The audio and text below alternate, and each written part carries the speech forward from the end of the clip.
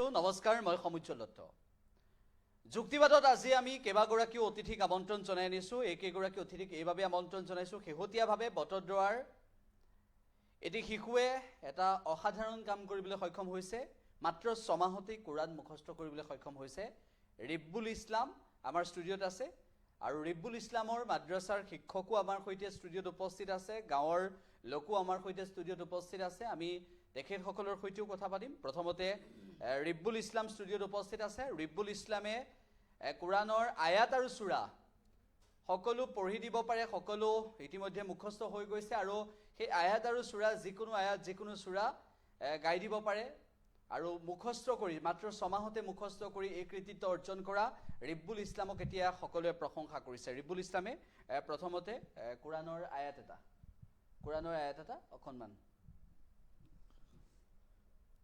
أعوذ بالله من الشيطان الرجيم بسم الله الرحمن الرحيم تبارك الذي بيده الملك وهو على كل شيء قدير الذي خلق 7 سماوات طباقا ما ترى في خلق الرحمن من تفاوت فارجع البصر هل ترى من فطور ثم ارجع البصر كرتين ينقلب إليك البصر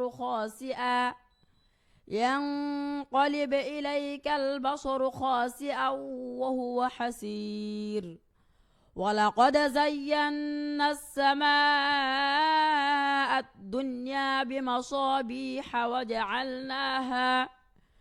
وجعلناها رجوما للشياطين وأعتدنا لهم عذاب السعير وللذين كفروا بربهم عذاب جهنم وبئس المصير إذا ألقوا فيها سمعوا لها شهيقا وهي تفور تكاد تميز من الغيظ كلما ألقي فيها فوج سألهم خزنتها ألم يأتكم نذير মাদ্ৰাছাৰ শিক্ষক আছে আমি তেখেতৰ সৈতে কথা পাতিম ৰিব্বুল ইছলামৰ শিক্ষা কেতিয়াৰ পৰা আৰম্ভ হৈছিল মাদ্ৰাছাত আৰু কেনেদৰে এই 6 মাহতে কৃতিত্ব অৰ্জন কৰাৰ যি আপোনালোকৰ ৰিব্বুল ইছলামে কৃতিত্ব অৰ্জন কৰিছে তাৰ পূৰ্বতে এনে ধৰণৰ সফলতা আহিছিল নে নাই কি ক'ব আপোনাৰ চিনাকিটো দি এনেদৰে কওক নমস্কাৰ মোৰ নাম হাফিজ মোহাম্মদ জহিৰুল ইছলাম মই লাউখাৰ অন্তৰ্গত 7 নং বগামুখ হাফিজিয়া ও কাৰিয়ানা মাদ্ৰাছাৰ হেড মুদাৰিছ তো পোনপ্ৰথমে মই ডিএ নিউজ চেনেলৰ জৰিয়তে অসমবাসী ৰাইজক মই শুভেচ্ছা জ্ঞাপন কৰিছোঁ ইয়াৰ পিছত মই ধন্যবাদ জনাম ডিএ নিউজ প্লাছ চেনেলক যাৰ জৰিয়তে আমি কোৰানৰ বিষয়ত আজি ইয়াত টকছত বহিব পাৰিছোঁ আপুনি মই এইটো গম পাইছোঁ যে ৰিব্বুলৰ কেতিয়াৰ পৰা আৰম্ভ হৈছিলে ৰিব্বুলৰ ষ্টাৰ্টিং হৈছে যোৱা ৰমজানৰ পৰা ষ্টাৰ্ট হৈছে আমাৰ মাদ্ৰাছাত তাত প্ৰথম অৱস্থাৰ পৰা হিফজত আৰম্ভ কৰিছে আৰু 6 মাহত সি 7 পৃষ্ঠা 8 পৃষ্ঠাকে সবক দি পেলাই পুৰা কোৰান মুখস্থ কৰি পেলাইছে ইয়াত যিটো কোৰান নেকি 1 পৃষ্ঠাকে ভাল এজন ছাত্ৰই 1 পৃষ্ঠাকে মুখস্থ কৰিব পাৰে সেই কোৰানৰ ৰিবুল আমিনে প্ৰত্যেক দিন 7 পৃষ্ঠা 8 পৃষ্ঠা সবক দিছে তাত কোনো দ্বিধাবোধ কৰা নাই আৰু হি ভাল মেহনত কৰিছে ইয়াৰ মূল কাৰণ হ'ল যে হি ভাল এটা পদক্ষেপ লৈছিলে যেটো মানে আমি যেটোৱে কৈছিলো হি তেনেকুৱাই কাম কৰি গৈছিল তাত কোনো দ্বিধাবোধ কৰা নাছিলে মই যেনেকুৱাই কৈছো ইয়াৰ পূৰ্বতে আপোনালোকৰ কেনেকুৱা আছিলে মানে কিমান কম সময়ত কোৰাণ মুখস্থ কৰিছিলে কোনো শিশুৱে? মই আজিৰ পৰা 12 বছৰ হৈছে মই শিক্ষকতা কৰা। 12 বছৰত মই আজিলৈকে এনেকুৱা ষ্টুডেণ্ট পোৱা নাই যিজনে এনেকুৱা মানে 6 মাহত মুখস্থ কৰিছে। মই পোৱা নাই মোৰ ক্ষেত্ৰত, বেলেগ মাদ্ৰাসাত হৈছে বাৰু আৰু হৈও থাকে তেনেকুৱা। আৰু ইয়াৰ বিষয়ত ক'বলৈ গ'লে মানে ভাষা নাই তেনেকুৱা প্ৰখৰ স্মৃতিৰ মানুহ। আৰু সি দৰিদ্ৰ পৰিয়ালৰ মানে পোৱালি, দৰিদ্ৰ পৰিয়ালৰ সন্তান যিহেতু। ঠিক আছে, মই কেইবাগৰাকী অতিথি আছে, ৰিবুলৰ সৈতেও আমি কথা পাতিম। ৰিবুলৰ এতিয়া বয়স 12 বছৰ। কাছেম আলী ডাঙৰীয়া আছে, তেখেতক আমি আদৰণি জনাইছোঁ। ৰিবুল ইছলামৰ এই সফলতাৰ পিছত আপুনি কি ক'ব বিচাৰিব? নিশ্চয়কৈ ৰিবুল ইছলাম, মই যিদিনাখন প্ৰথম দিনাখন তেখেতক মই পাইছিলোঁ, তাৰ যিখিনি প্ৰতিভা মই দেখিব পাৰিছিলোঁ, সেইদিনাখনেই মই ভাবিছিলোঁ যে ই কিবা এটা কৰি দেখুৱাব। যিহেতু মাদ্ৰাছাখন মোৰ নিজৰ চাৰিসীমা বেৰৰ একদম কেম্পাছতে লাগি আছে, সদায় মাদ্ৰাছাখনৰ লগত ওতঃপ্ৰোতভাৱে জড়িত থাকোঁ। গতিকে তাৰ মেহনত আৰু তাৰ কষ্ট দেখি মই নিশ্চয় ভাবিছিলোঁ যে মাদ্ৰাছাৰ এইজন ছাত্ৰই এদিনাখন এটা সফলতা দেখুৱাব। আপোনালোক সকলো সুখী এতিয়া? নিশ্চয়কৈ সুখী আৰু গৌৰৱান্বিত, গাঁৱৰ সকলো ৰাইজো গৌৰৱান্বিত। আমি মাদ্ৰাছা কৰ্তৃপক্ষ তেখেতক আমি ধন্যবাদ জনাইছোঁ, কৃতজ্ঞতা জনাইছোঁ। ঠিক আছে, মই ৰিবুল ইছলামক আৰু এটা সূৰা পঢ়ি দিবলৈ অনুৰোধ জনাইছোঁ। সূৰা এটা গাই দিয়া, সূৰা, কোৰাণৰ সূৰা, আয়াত নহয়, সূৰা এটা।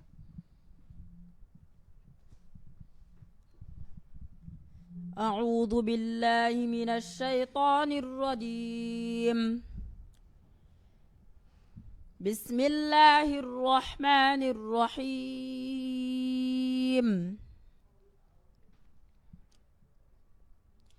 ألف لام ميم.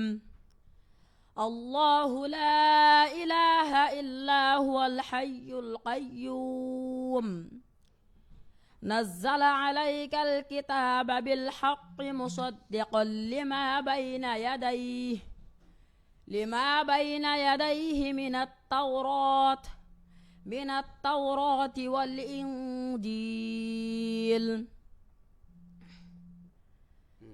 ويعلمه الكتاب والحكمة والتوراة ورسولا إلى بني إسرائيل أني قد جئتكم ببينة من ربكم أني أخلق لكم من الطين كهيئة الطير فأنفخ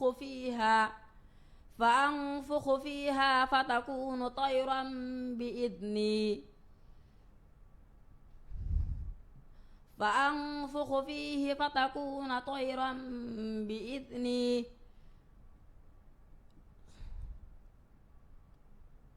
ঠিক আছে, মই জহিৰুল ইছলাম ডাঙৰীয়া কাষলৈ আহিছোঁ যে আপোনালোকৰ মাদ্ৰাছাত আৰু শিক্ষাৰ্থী আছে, তেখেতসকলৰ যি প্ৰদৰ্শন বা ৰিবুলৰ এই প্ৰদৰ্শন, ৰিবুলৰ এই সফলতা সকলো আপোনালোক উৎফুল্লিত হৈ পৰিছে।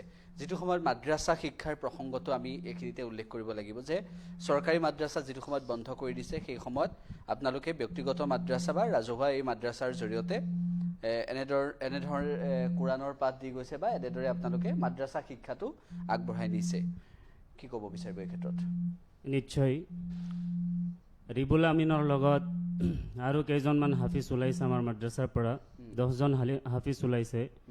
ইয়াৰ মাজত ক'বলৈ গ'লে ৰিবুল আমিন মানে আলাদা ধৰণৰ হাফিজ। মানে ই যেনেকুৱা ইয়াদ কৰিছে, যেনেকুৱা পঢ়িছে, যেনেকুৱা মেহনত কৰিছে, আন কেইজন ল'ৰাৰ লগত নিমিলে। আৰু ইয়াৰ সফলতা দেখি পেলাই আমাৰ যোৱাকালি এটা অনুষ্ঠান হৈছিলে, তাত হ'ল পাগৰি অনুষ্ঠান। পাগৰি অনুষ্ঠানত বহুত মানুহ আহিছে আৰু তাত প্ৰশংসাৰে উপচাই পেলাইছে। আমি দেখিছোঁ যোৱাকালি নেমচুৰ তৰফৰ পৰাও আমাৰ সম্বৰ্ধনা অনুষ্ঠান আছিলে, তাত আহি নেমচুৰ মানুহে বহুত প্ৰশংসা কৰিছে, যাৰ কাৰণে আৰু গোটেই গাঁৱৰ মানুহ মানে ইয়াৰ মানে সফলতাত আচৰিত মানিছে। মানে চৰকাৰী মাদ্ৰাছা নথকাৰ পিছত আপোনালোক কিবা আপোনাৰ দৃষ্টিত এগৰাকী শিক্ষক হিচাপে মাদ্ৰাছাৰ শিক্ষক হিচাপে কিবা সমস্যা দেখা পাইছে নেকি? নাই, তেনেকুৱা সমস্যা দেখা নাই বাৰু। ৰাইজে বৰংগনিৰ দ্বাৰা মাদ্ৰাছা চলাই আছে আৰু চলাই থাকিব, ইয়াত কোনো মই হেৰি দেখা নাই, মানে ক'বলগীয়া নাই এই ক্ষেত্ৰত, ক'বলগীয়া নাই। মানে সকলো ঠিকে দেখিছে, চব ঠিকে আছে। আৰু মানে আমাৰ মাদ্ৰাছাখনত অকল মাদ্ৰাছা শিক্ষাই দিয়া নহয়, জেনেৰেল শিক্ষাও আছে। প্লাছ ৰিবুল আমিনেও এতিয়া 7 ক্লাছৰ কিতাপ পঢ়ি আছে আৰু লগতে ক্লাছ আছে তেনেকুৱা আমাৰ জেনেৰেল শিক্ষাৰো ক্লাছ আছে। তো ইয়াত যেনেকুৱা চৰকাৰী স্কুলত শিক্ষা দিয়া হয় তেনেকুৱা মাদ্ৰাছাতো শিক্ষা দিয়া হয়। আৰু মাদ্ৰাছাৰ ল'ৰাও কেতিয়াবা গৈ ইঞ্জিনিয়াৰ ডক্টৰ হয়। এইটো কোনটো কেনেকুৱা ছিষ্টেমত হয়? এইটো ছিষ্টেম হ'ল আমাৰ যিটো মাদ্ৰাছাৰ যিটো মানে কেৰিকুলাম আছে, ইয়াৰ উপৰিও স্কুলৰ যিটো কেৰিকুলাম আছে, তাৰ পিছত এই কেৰিকুলামত গৈ পেলাই এজন ষ্টুডেণ্ট, মই নিজেই হাফিজ হৈ পেলাই মই জেনেৰেল ডিগ্ৰী অৰ্জন কৰিছোঁ। নগাঁও যিটো ADP কলেজ আছে তাৰ পৰা মই গ্ৰেজুৱেট কমপ্লিট কৰিছোঁ, DLA-টো কৰিছোঁ হাফিজ হোৱাৰ পিছত। তো প্ৰত্যেক ছাত্ৰই নিশ্চয় কৰিব পাৰে যদি আগ্ৰহ থাকে আৰু ইচ্ছা থাকে। আৰু মই ক'বলৈ গ'লে ৰিবুল আমিনৰ বহুত ইচ্ছা আছে, আগ্ৰহ আছে, কিন্তু ইয়াৰ ছাপৰ্টটো কম আছে। কাৰণ ইয়াৰ গাৰ্জিয়ানৰ যিটো মানে হেৰি ঘৰত আছে, মানে দেউতাক আছে, মাক নাই। তো দেউতাকে কাম কৰে, হাজিৰা কাম কৰি খায়। তো এখেতে যে ইমান ছাপৰ্ট মাদ্ৰাছাতে থাকে নে ক'ত থাকে? সি মাদ্ৰাছাত থাকে, হোষ্টেলত থাকে। তাৰ ঘৰ হৈছে বটদ্ৰৱাত আৰু সি থাকে লাওখোৱাত 7 নং বগামুখ। সি মাদ্ৰাছাতে থাকে। আৰু ৰিবুল আমিনৰ ঘৰ হৈছে মোৰ ঘৰৰ কাষতে, ময়ো থাকোঁ লাওখোৱাত। আপুনিও লাওখোৱাতে থাকে? মই মাদ্ৰাছাৰ ওচৰত থাকোঁ, তাতে ঘৰ বনাই লৈছোঁ। কিমান আয়াত আৰু কিমান সূৰা আছে কোৰাণত? কোৰাণত আয়াত আছে 6066টা আৰু সূৰা হ'ল 114টা। সকলো মুখস্থ হৈ গ'ল? পাৰা হ'ল 30টা। তো সকলো মুখস্থ কৰি পেলাইছে। এতিয়া ৰিপিট কৰি আছে, ৰিপিটৰ মাজত আজি 1.5 মাহ হৈছে ৰিপিট কৰি আছে। ৰিপিটত সি 15 পাৰা গ'ল আৰু 15 পাৰা আছে।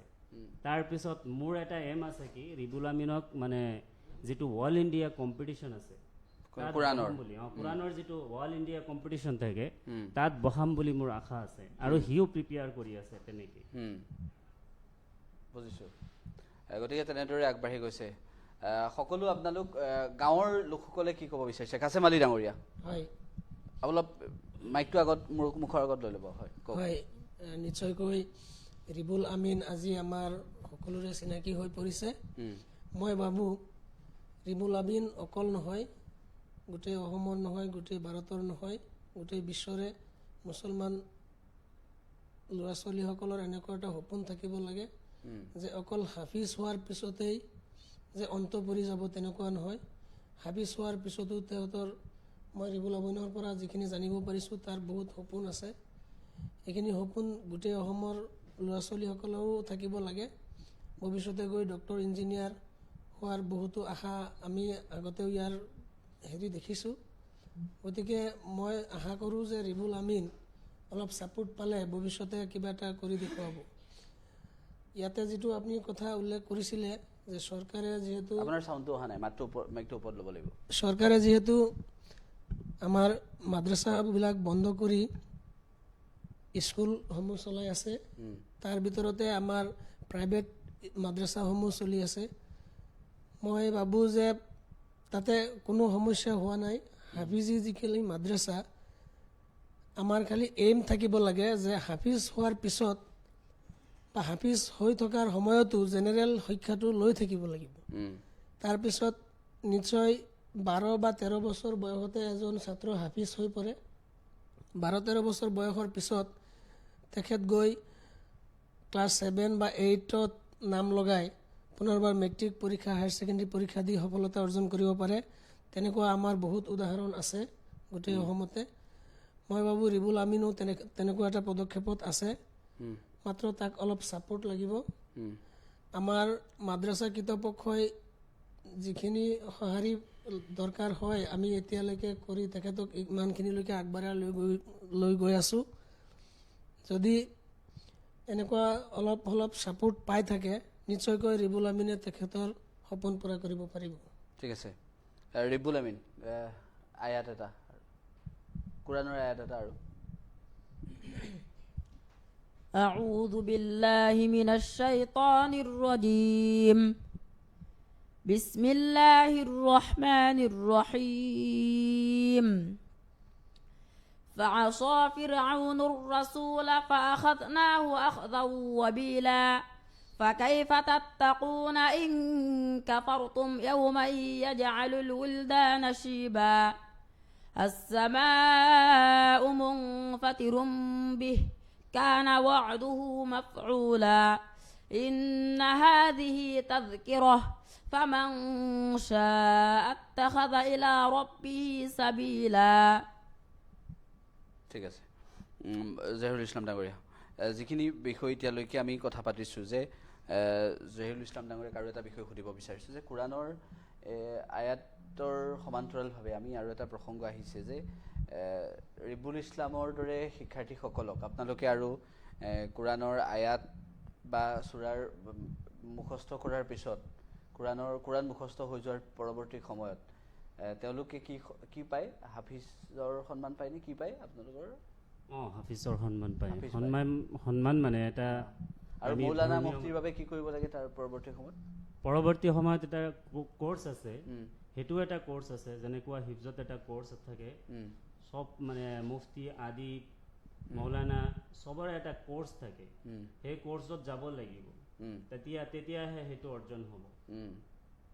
এতিয়া ৰিবুল আমিন হাফিজ হোৱাৰ পিছত যোনটোলৈ যাব, যদি মৌলানা লৈ যায় মৌলানা হ'ব, যদি মুফতি পঢ়ে মুফতি হ'ব, যদি কাৰিয়ানা পঢ়ে কাৰি হ'ব, আৰু যদি সি জেনেৰেল পঢ়ে ডক্টৰ ইঞ্জিনিয়াৰ হ'ব, তেনেকুৱা আৰু। গম পাইছোঁ। এতিয়া হাফিজৰ পৰৱৰ্তী সময়ত তেওঁলোকক যিহেতু মানে মাদ্ৰাছাৰ যিটো শিক্ষা, সেই শিক্ষাটোক লৈ বিভিন্ন সময়ত যিবোৰ প্ৰশ্ন হৈ থাকে যে মাদ্ৰাছাত কিয় পঢ়ুৱাব লাগে, চৰকাৰৰ তৰফৰ পৰা এনেকুৱা ধৰণৰ কথা কোৱা হয়, কিয় পঢ়ুৱাব লাগে আপোনাৰ মতে? এইটো সেইকাৰণে পঢ়ুৱাব লাগে, যিজন মানুহৰ ধাৰ্মিক জ্ঞান নাথাকে সি যিমান ডাঙৰ মানুহ হৈ যাক, তেতিয়া সি মানে আগুৱাই যাব নোৱাৰে। ধৰ্মৰ জ্ঞান থাকিব লাগে, তেতিয়াহে মানুহ আগুৱাই যাব পাৰে। আৰু মানুহৰ যিটো আপোনাৰ ভদ্ৰতা নম্ৰতা, সেইটো ধাৰ্মিকৰ পৰা আহে। এইটো আমাৰ ধৰ্মগ্ৰন্থ, আৰু মই ভাবোঁ এই ধৰ্মগ্ৰন্থ থকা মানুহ কেতিয়াও অপৰাধী হ'ব নোৱাৰে। সেইকাৰণে কোৰাণটো পঢ়িব লাগে। কোৰাণটো যোনে পঢ়ে সি কেতিয়াও অপৰাধ কৰিব নোৱাৰে। সেইটোৱেই। কাছিম আলী ডাঙৰীয়া, আৰু এটা প্ৰসংগ যে আপোনালোকৰ গাঁওখনত কালি এই অনুষ্ঠানটো হৈ যোৱাৰ পিছত ৰিবুলৰ এই সফলতাৰ পিছত ৰিবুলক ইতিমধ্যে জহিৰুল ইছলাম ডাঙৰীয়াই কৈছে যে আমি ৰাষ্ট্ৰীয় পৰ্যায়ত যি প্ৰতিযোগিতা হয় তালৈ আমি পঠিয়াম বুলি ভাবিছোঁ। ৰিবুলৰ যিহেতু আৰ্থিকভাৱে কিছু সমস্যা আছে, এই ক্ষেত্ৰত আপোনালোকে কিবা সিদ্ধান্ত লৈছে নেকি? এইখিনিতে আমি যিমান পৰা যায় আমাৰ ছাপোৰ্ট ৰিবুলৰ লগত আছে, আৰু ভৱিষ্যতলৈও যদি যিমানখিনি আমাৰ গাঁৱৰ ৰাইজৰ বহুত উৎসাহ দেখিছোঁ, নিশ্চয়কৈ গাঁৱৰ ৰাইজে ৰিবুল আমিনৰ লগত থাকি আমি ৰিবুল আমিনৰ লগত থাকি যদি পৰা যায়, যিমানখিনি পৰা যায় আমি ৰিবুল আমিনক আগুৱাই যাবলৈ উৎসাহ যোগাম। আৰু আৰ্থিকভাৱে যিটো হেৰি আছে, সেইখিনি আমাৰ গাঁও বুলি ক'লে ইমান ডাঙৰ এৰিয়াও নহয়, সৰু গাঁও। যদি পৰা যায় তেনেকুৱা আমাৰ চিন্তাও থাকিব লাগে অসমৰ ৰাইজৰ।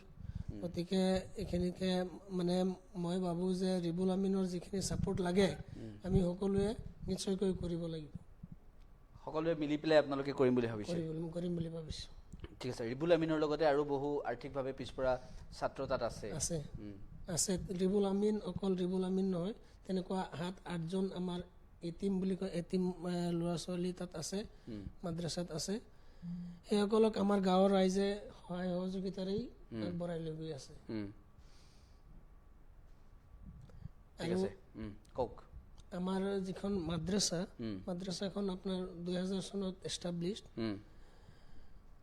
যিখিনি মানে আমাৰ মেইনটেইন কৰি থাকিব লাগে, পৰিষ্কাৰ পৰিচ্ছন্নতা, ক্লাছৰ সাধাৰণ জ্ঞান যিখিনি মানে লাগে, আমি জেনেৰেল ক্লাছৰো সুবিধা ৰাখোঁ, যাৰ কাৰণে ল'ৰা ছোৱালীয়ে যাতে ল'ৰা এজনে যাতে হাফিজ হোৱাৰ পিছত যিকোনো এটা চ'ৰ্চ লৈ আগুৱাই পঢ়ি যাব পাৰে। ঠিক আছে, আগুৱাই যাব পাৰে। মই জহিৰুল ইছলাম ডাঙৰীয়াক সুধিব বিচাৰিছোঁ যে হাফিজ পঢ়াৰ পৰৱৰ্তী সময়ত হাফিজৰ মানে পৰৱৰ্তী সময়ত কোনটো ক্লাছত, যদিহে অন্য মাধ্যমত পঢ়ে তেতিয়া কোনটো ক্লাছৰ পৰা পঢ়িব লাগিব?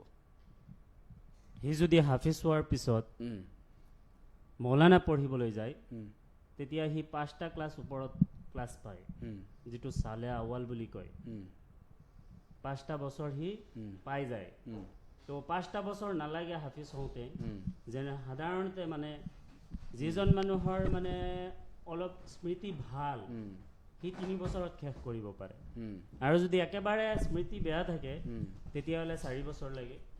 আৰু 4 বছৰ 3 বছৰ পঢ়াৰ পিছত সি এটা ডিগ্ৰীও পালে, আৰু মৌলানা পঢ়িবলৈ গ'লে প্লাছ সি 4 বছৰ আগত ক্লাছ পাই গ'ল।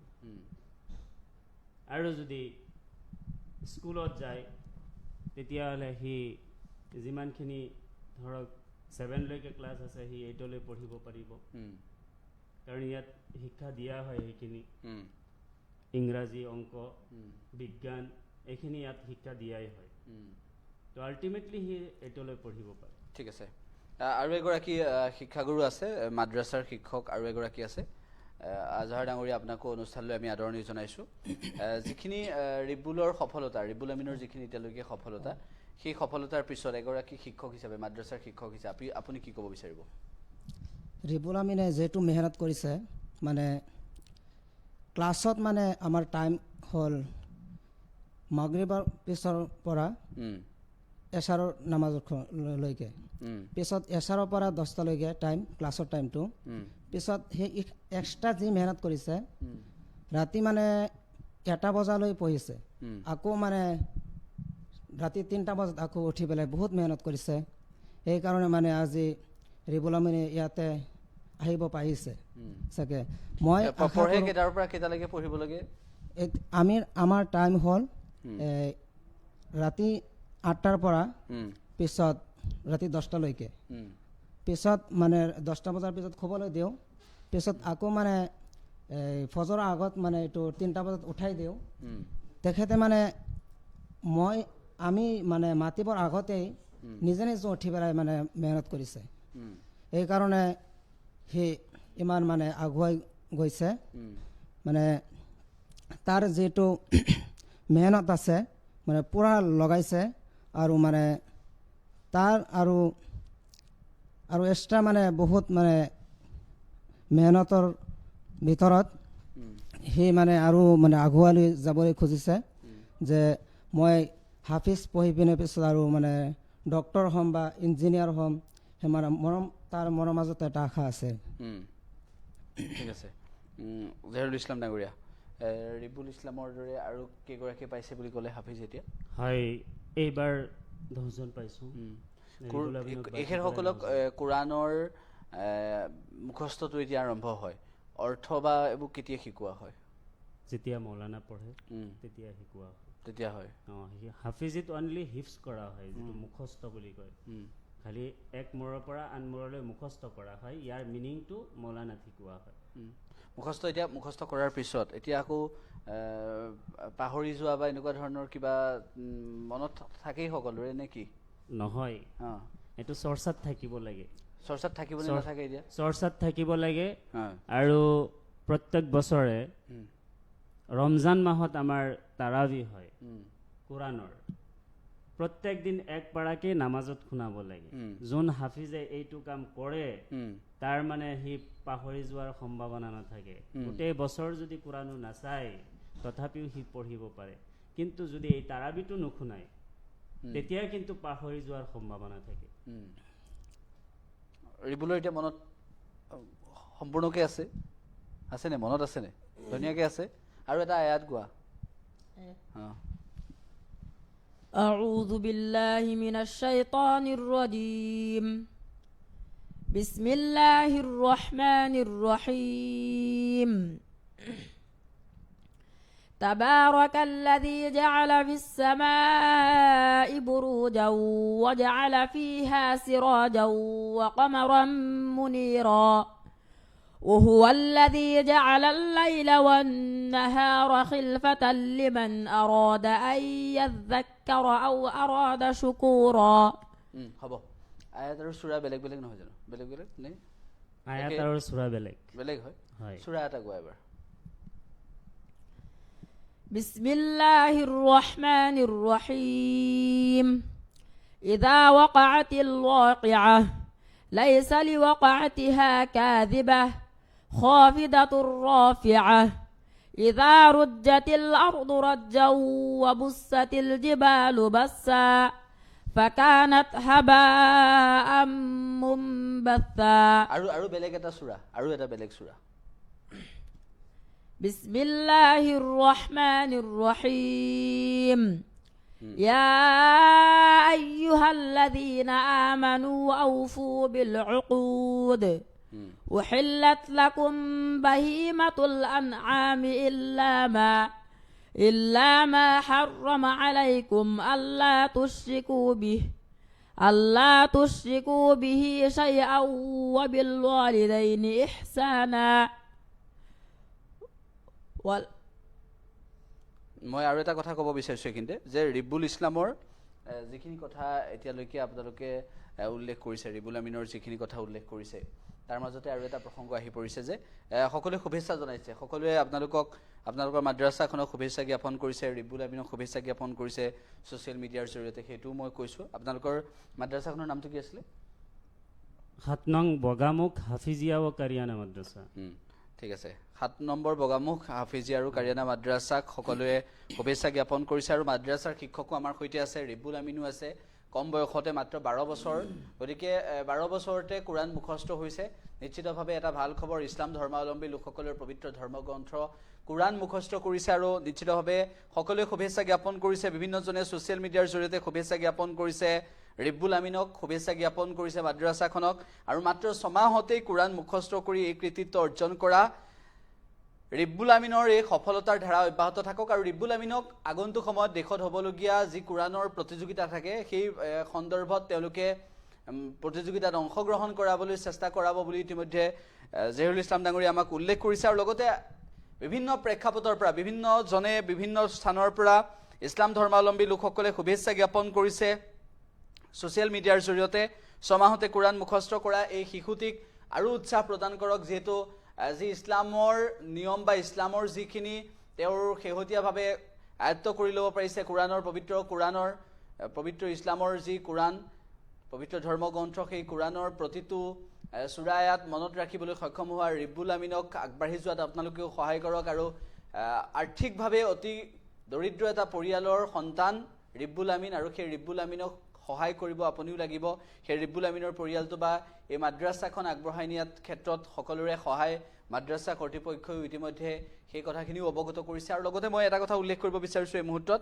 যে এই মাদ্ৰাছা কৰ্তৃপক্ষৰ তৰফৰ পৰা ইতিমধ্যে বহু শিশুক মাদ্ৰাছা শিক্ষাৰ জৰিয়তে আগবঢ়াই নি পৰৱৰ্তী সময়ত কি শিক্ষাৰ জৰিয়তে তেওঁলোক আগবাঢ়ি যাব বিচাৰে কেনেদৰে তেওঁলোকে নিজৰ জীৱনটো গঢ় দিব বিচাৰে কেৱল হাফিজ হোৱাৰ পৰৱৰ্তী সময়ত তেওঁ যে ডক্টৰ ইঞ্জিনিয়াৰ হ'ব পাৰে সেয়াও কৰি দেখুৱাওক সকলোৱে তেনেদৰে আহ্বান জনাইছে আৰু আহ্বান তেনেকুৱা ধৰণৰ আজিকালি গতিকে মই জহিৰুল ইছলাম ডাঙৰীয়া আৰু এটা প্ৰসংগ আপোনাৰ সন্মুখলৈ যে অসমত বৰ্তমান সময়ত কোৰাণৰ হাফিজ হোৱাৰ পৰৱৰ্তী সময়ত কোৰাণ মুখস্থ হোৱাৰ পৰৱৰ্তী সময়ত হাফিজ হোৱাৰ পৰৱৰ্তী সময়ত বহুতো সফলতা পূৰ্বতে আছিল এতিয়া শেহতীয়াভাৱে বহু ছাত্ৰই হয়তো হাফিজ হোৱাৰ পৰৱৰ্তী সময়ত কোৰাণ মুখস্থ হোৱাৰ পৰৱৰ্তী সময়ত কোনটো দিশেৰে গতি কৰিছে আৰু কেনেদৰে মানে কোন শিক্ষাৰ জৰিয়তে আগবাঢ়ি যাবলৈ নিজকে চেষ্টা চলাইছে এই শিক্ষাৰ উপৰিও বৰ্তমান দেখা গৈছে বৰ্তমান যিকেইজন হাফিজ হোৱাৰ পিছত সেই জেনেৰেল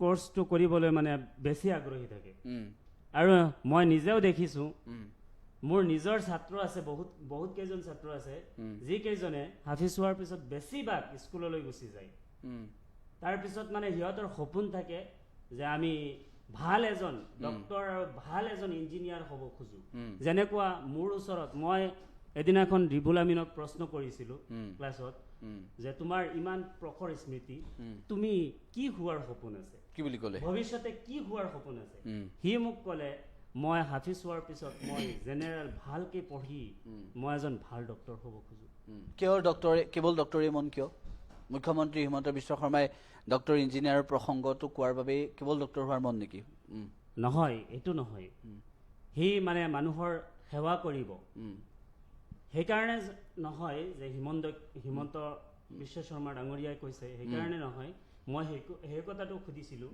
তাক সি কৈছে মোৰ আগ্ৰহ আছে এইটোৱেই যে মানুহৰ সেৱা কৰোঁ মানে ভাল স্মৃতি আছে তাৰ আৰু সি সেইটো দিশত সি যাব পাৰিব মোৰ নিশ্চয় মানে মোৰ অন্তৰে কয় সি এইটো দিশত যাব পাৰিব কাৰণ ইয়াৰ স্মৃতিটো ইমান প্ৰখৰ মানে মই ভাষাৰে ক'ব নোৱাৰিম ইমান প্ৰখৰ স্মৃতি মানে সি মাগৰিবৰ পিছত ইশালৈকে পঢ়াৰ পিছত এজন ভাল ষ্টুডেণ্টে যিমান মেহনত কৰে 2 পৃষ্ঠা সবক শুনাব পাৰে কিন্তু মই দেখিছোঁ মাগৰিবৰ পিছত সি পঢ়াত বহাৰ পিছত ইশালৈকে সি 7 পৃষ্ঠা 8 পৃষ্ঠা সবক বনায় তো কিমান প্ৰখৰ স্মৃতি হ'ব তো সেইকাৰণে মই ভাবোঁ সি ভাল এজন ডক্টৰ হ'ব পাৰিব আশা আছে যদি মানে ৰাইজে অকণমান ছাপোৰ্ট কৰে কাৰণ তাৰ পিছফালে ইমান ছাপোৰ্ট নাই আপোনালোকে সহায় কৰিব লাগিব মই নিজেও মানে ইয়াত সহায় কৰিম যিমান পাৰোঁ যিমান দূৰ পাৰোঁ মানে চেষ্টা কৰি যাম ৰাইজে সহায় কৰিব লাগিব ৰাইজেও সহায় কৰিব আৰু কৰিও আছে যিটো মাদ্ৰাছাত মই পঢ়াই আছোঁ আল্টিমেটলি সহায় কৰি আছে 7জন মানে সেই মাদ্ৰাছাখনত বিশেষভাৱে যিসকল লোকে সহায় কৰি আছে তেওঁলোক নিশ্চিতভাৱে ধন্যবাদৰ পাত্ৰ আৰু সেইসকল লোকে কিমান শিক্ষাৰ্থী আছে এতিয়া মাদ্ৰাছাৰ ছাত্ৰ মাদ্ৰাছাত মোৰ 85 ষ্টুডেণ্ট আছে এতিয়া তেওঁলোকৰ কিমান দিন ক্লাছ আৰু কিমান দিন আছে শিক্ষা তেওঁলোকৰ কিমান দীঘলীয়া হ'ব প্ৰত্যেক বছৰে ব্ৰেজ ওলাই থাকিব প্ৰত্যেক বছৰতে হাফিজ হয়নে নহয় হ'ব সকলো হয়নে নে সকলো নহয় যিসকলৰ মানে ইচ্ছা আছে তেনেকুৱা আৰু ইচ্ছা এইবাৰ যেনেকুৱা 10জন ওলাইছে অহা বছৰ এতিয়া 17-18 পৰা হৈ গৈছে বহুত ছাত্ৰ আছে অহাবাৰ ওলাব তেখেত তেনেকুৱা ৰিবুলে মানে সাধাৰণ যিহেতু আমি কোৰাণৰ উপৰিও বাকী যিখিনি জ্ঞান বা যিখিনি আপোনালোকে শিক্ষা দিয়ে সেইখিনিৰ আয়ত্ত কৰিব পাৰিছেনে নাই নিশ্চয় পাৰিছে সি ভাল ৰাইটিং কৰিব পাৰে ভাল অসমীয়া ক'ব পাৰে জেনেৰেলতো মানে বাকী ইয়াৰ বাহিৰে আৰু কি কৰিব পাৰে আপুনি কওকচোন সি ইয়াৰ বাহিৰে মানে কোৰাণটো ভালকৈ পঢ়ি আছে এইটোৰ মাজততো মানে আৰু জেনেৰেলো চলি আছে বাকী আৰু যদি কিবা কিবি চলাই যাওঁ তেতিয়াহ'লে তাৰ প্ৰেছাৰ হ'ব পাৰে কাৰণ কোৰাণটো ইমান সহজ বস্তু নহয় আৰু এটা আয়াত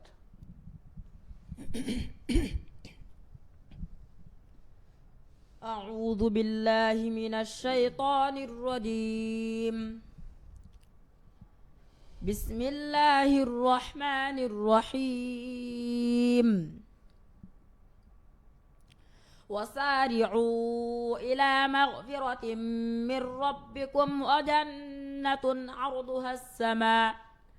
عرضها السماوات والأرض أعدت للمتقين الذين ينفقون في السراء والضراء والكاظمين الغيظ والعافين عن الناس والله يحب المحسنين ঠিক আছে মই জহিৰুল ইছলাম ডাঙৰীয়া আমি বহুখিনি কথা পাতিছোঁ ইতিমধ্যে আৰু ৰিবুলৰ এই 12 বছৰীয়াৰ এইখিনি সফলতাৰ পিছত ৰিবুলৰ পিছত আৰু কোনোবা আৰু ৰিবুল আহিব বা আৰু কোনোবা অন্য শিক্ষাৰ্থী আহিব যিসকলৰ জৰিয়তে আপোনালোকৰ মাদ্ৰাছাখনে আকৌ এটা সুনাম অৰ্জন কৰিব পাৰিব গতিকে কালিৰ দিনটোৰ ৰিবুলক এনেদৰে সকলোৱে উৎসাহ দিয়াৰ পিছত সকলোৱে প্ৰশংসা কৰাৰ পিছত আপোনাৰ মনটো কেনেকুৱা লাগিছে মই নিশ্চয় খুব আনন্দিত হৈছোঁ সেইকাৰণেই যে মই ৰিবুলক প্ৰথমৰ পৰা পাইছোঁ আৰু 6 মাহতে শেষ কৰিছে যেনেকুৱা কৈছোঁ তেনেকুৱা মেহনত কৰাৰ পিছত যিখিনি সি অৰ্জন কৰিব পাৰিছে খুব আনন্দিত হৈছোঁ আৰু মানুহেও খুব উৎফুল্লিত হৈছে তাৰ আনন্দত মানে আজহাৰ ডাঙৰীয়া যে যিখিনি ইতিমধ্যে জহিৰুল ডাঙৰীয়াই কথাখিনি কৈছে আপুনি ৰিবুলৰ দৰে আৰু বহু হয়তো শিক্ষাৰ্থীক দেখিছে যিসকল চেষ্টা কৰি আছে কিমানে কৰি আছে আৰু বহুত এয়া 5-6টামান আছে বহুত মানে মেহনত কৰে এইটো চেষ্টা কৰিলে পাৰিব আৰু মানে কায়দাৰ পৰা পঢ়ি মানে এতিয়া মানে লাহে লাহে বনি আছে সিহঁতে চাগে মেহনত কৰিলে আগুৱা যাব পাৰিব আপোনালোকে সদায় কষ্ট কৰি আছে কষ্ট কৰি আছোঁ আমি শিক্ষাগুৰু কিমান আছে আপোনালোকৰ আমাৰ শিক্ষাগুৰু 3জন আছে 3জন আপোনালোক দুগৰাকী আৰু এগৰাকী সকলোৱে মাদ্ৰাছাত আপোনালোক তাত মাদ্ৰাছাত 85 গৰাকী যি আছে যে 84-85 গৰাকী সকলো তাতে থাকেনে হোষ্টেলতে আপোনালোকৰ তাতে থাকেনে ঘৰৰ পৰা অহা সব মাদ্ৰাছাতে থকা হয় মাদ্ৰাছাতে লোকেল আৰু থাকি ল'ব লাগে মাদ্ৰাছাতে থাকি ল'ব লাগে মাদ্ৰাছা শিক্ষা ল'বলৈ মাদ্ৰাছাতে থাকিব লাগে মাদ্ৰাছাত থাকিলে মানে ৰাতি যিটো ক্লাছ হয় ঘৰৰ পৰা আহি ক্লাছ কৰিব নোৱাৰিব কেইটা বজাত হয় সেইটো মাগৰিবৰ পিছত ইশালৈকে ইশাৰ পিছত খোৱাৰ টাইম দিয়া হয় আৰু খোৱাৰ পিছত 10টালৈকে হয় আৰু এইখিনি যিখিনি মানে ৰাতি ক্লাছ হয় হিফজৰ কাৰণে ইম্পৰ্টেণ্ট টাইম সেইকাৰণে মানে মাদ্ৰাছাতে থাকিব লাগে মই এতিয়া এটা প্ৰসংগ আহোঁ এই আলোচনাটোৰ পৰা অন্য দিশেৰে আপুনি যিহেতু মাদ্ৰাছাৰ শিক্ষক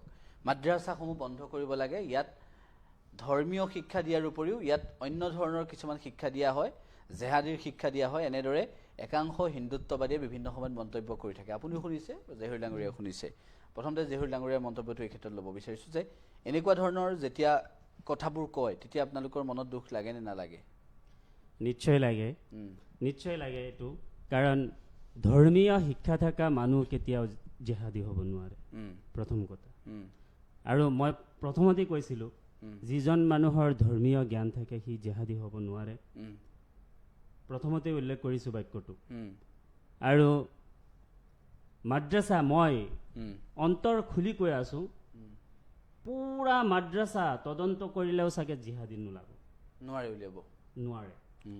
এইটো খাটাং নোৱাৰে আৰু আজিলৈকে ওলাব পৰাও নাই মাজে মাজে যে কোনোবা জেহাদীয়ে তাত কিবা প্ৰশিক্ষণ লয় এনেধৰণৰ কথা যে ওলাই থাকে সেইবোৰ ক্ষেত্ৰত কি ক'ব সেইবোৰ ক্ষেত্ৰত মই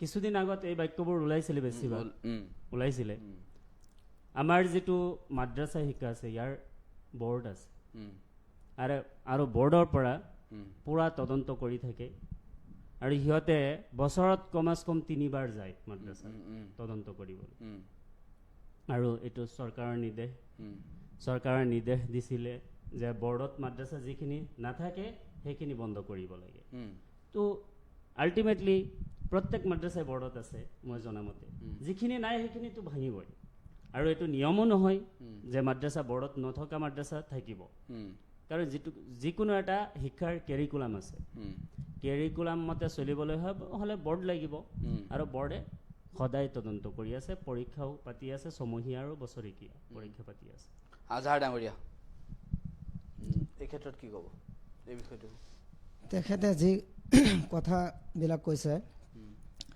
এইটোই সঁচাই হয় যে মাদ্ৰাছাৰ পৰা জিহাদী নোলায় পঢ়িছিলে ক'ত আপোনাৰ মাদ্ৰাছা ক'ত আছে আমাৰ মাদ্ৰাছা মই ফাৰিগ হৈছোঁ খালমাৰৰ পৰা কোন জেগা কোন ঠাই এইটো ৰহা হয়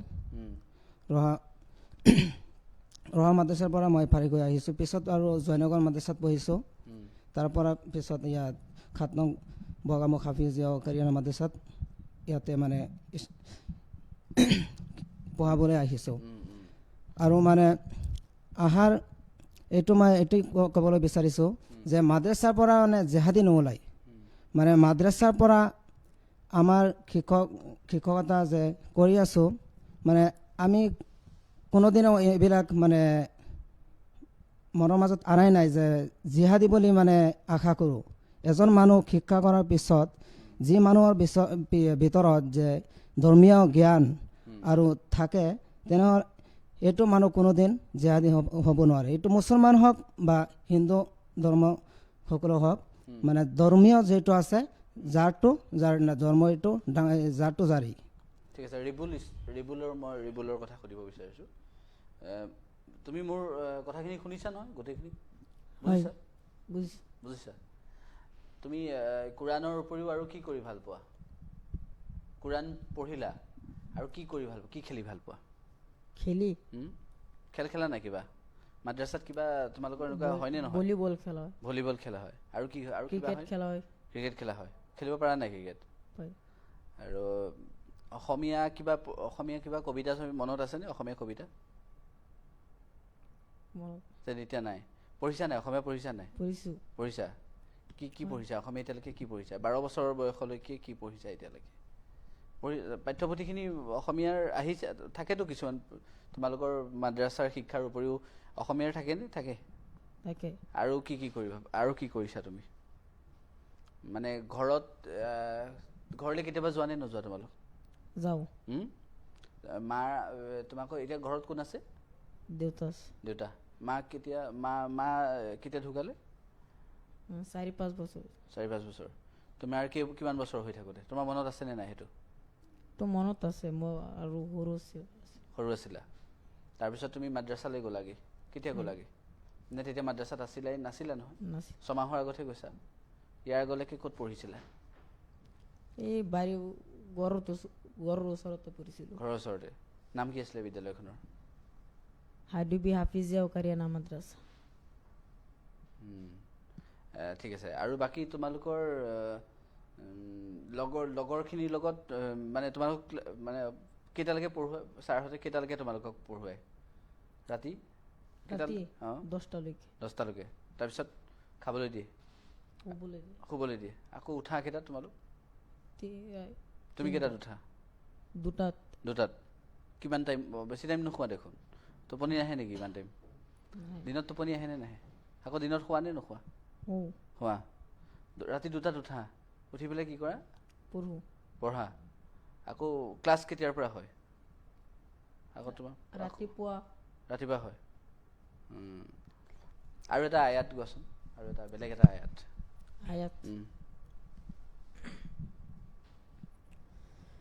أعوذ بالله من الشيطان الرجيم بسم الله الرحمن الرحيم